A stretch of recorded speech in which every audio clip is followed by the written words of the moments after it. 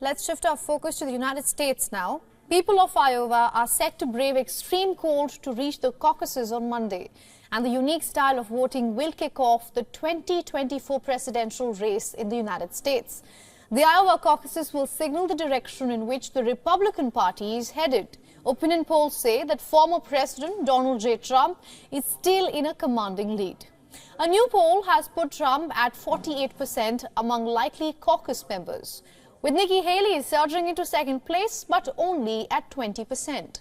A comfortable win for Donald Trump will support his argument that he is the only Republican capable of replacing Democrat President Joe Biden. But the poll brought more bad news for Florida Governor Ron DeSantis, who scored just about 16%. We're going to do very well. Fact of the matter is, I'm the only one that could possibly compete with Donald Trump in a Republican primary. She cannot win conservative or core voters, Republicans. She's trying to win, people in the other party, which is fine in a general, but you got to be able to do that. So that the reality hasn't changed, but I think what has changed is we've put in the work, and now it's time to bring that to fruition. After hundreds of events over last year, the Republican candidates made their last bid ahead of the Iowa caucus. Even with their distinct campaign style, the Republican presidential candidates have largely focused on personal brands and personal attacks. But I will never run against him, ever. She said this for years. Then she calls a news conference, ladies and gentlemen, I've decided to run for president. I said, that's not so surprising because I understand Nikki. She can't help herself. I understand her very well, better than anybody. By the way, she's not up to the job, okay? I can tell you that. I don't want to be mean. If I said that about a man, everyone would say, what a great statement. The Republican primary also features many low-polling candidates, including entrepreneur Vivek Ramaswamy. He has promised a third-place finish in Iowa, but did not qualify for the final televised debate. I promise you I will wager that the only person to tell you that I will pardon on day one every peaceful January 6th protester, because that's the right thing to do for this country. More than 1,600 places are expected to hold caucuses this year. Voters will gather in small groups at churches, schools, and community centers. Now, unlike other elections, the caucuses are being conducted by political parties and not the state government. According to the National Weather Service, in some parts of the state of Iowa, the wind chill temperatures could reach -43 degrees Celsius. But some caucus members are still willing to weather it. Well, we go to the local high school. In my case, it's up at Madrid, Iowa. And we'll caucus up there. And boy, it's going to be cold tonight because that's out in the open field.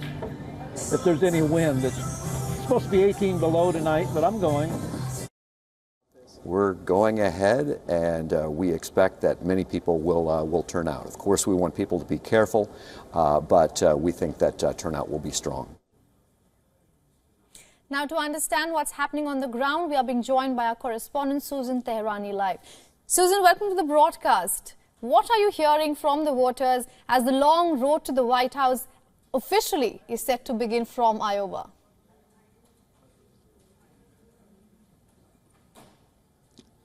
Yeah, such exciting times right now, especially, as Iowans really caucus in this unprecedented cold weather, even for Iowan standards. You talk to Iowans and they try to say that, this is normal, but by any standards, this is the coldest that it's ever been for this primary season.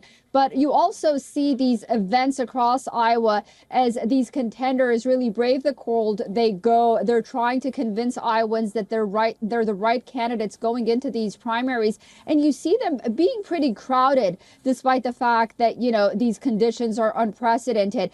But, it is a break in make and break moment for a lot of the candidates. You see Donald Trump really having a very comfortable lead.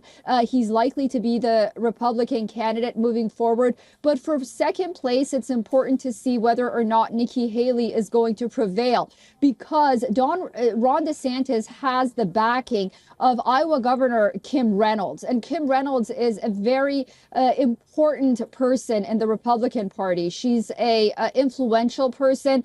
So we may get a surprise from Ron DeSantis, but also Vivek has been doing very well in Iowa. Because he's been really bringing in a lot of Iowans who may not reflect in the polls. They may be younger Iowans. They may be even Democrats and independents who don't also, again, reflect in these polls that are being conducted. So we may be getting surprises, but also a surprise may be coming in the form where you see Donald Trump supporters who are very confident of their candidate who may not come and brave the cold as well. So, you know, surprises may come in that sense. But as for now, we see that the supporters of Donald Trump and the former president seem to be, you know, leaning into going into these primaries very confidently. But, you know, we'll have to wait and see.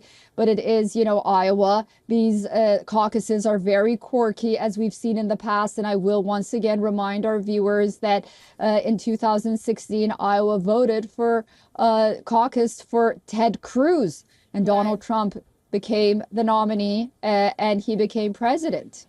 Absolutely. Iowa, in fact, is known for coming up with surprises in every single presidential race. For now, thanks for staying with us, and thanks for getting us all those updates from New York, Susan.